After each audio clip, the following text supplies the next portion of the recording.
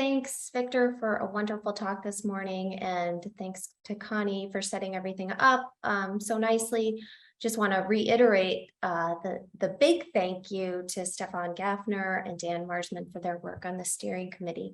So I'm just going to reiterate and emphasize a couple of the points that Connie made before we jump into the session on new approach methods to evaluate botanicals. As Connie mentioned, our goal is really to evaluate the suitability of assays for botanicals as complex mixtures.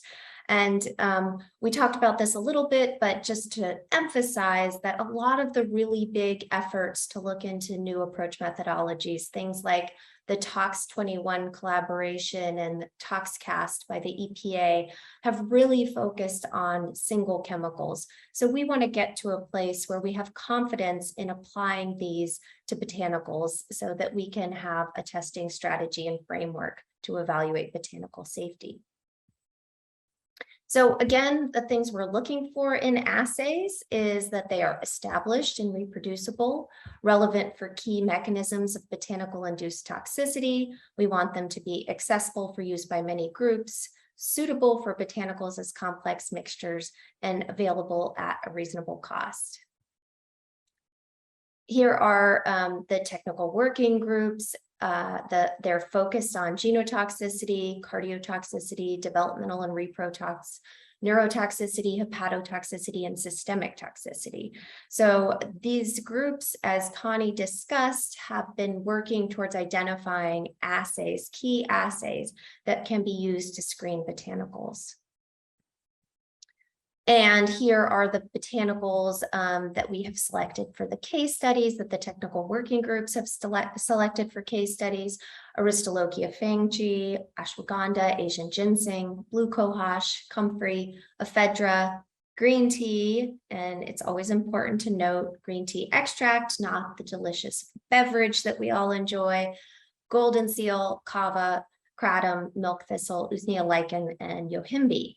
And I'm very much looking forward to Saramya Vaidyanatha's talk later this afternoon to update us on the chemical analysis that we've been undergoing with these case studies.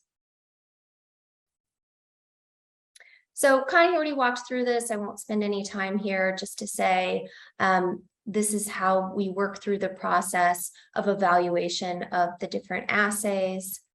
And today, I really want to just jump into the talks on the assays that we'll be focusing on today. So Dr. Remco Westerink will start us off looking at microelectrode array recordings for assessing effects of botanical extracts in neuronal and cardiac cells. Next, we'll move on to Dr. Marjolaine Wildwater, who will talk about C. elegans as a powerful new alternative method to assess developmental and reproductive toxicity in complex multi-constituent products.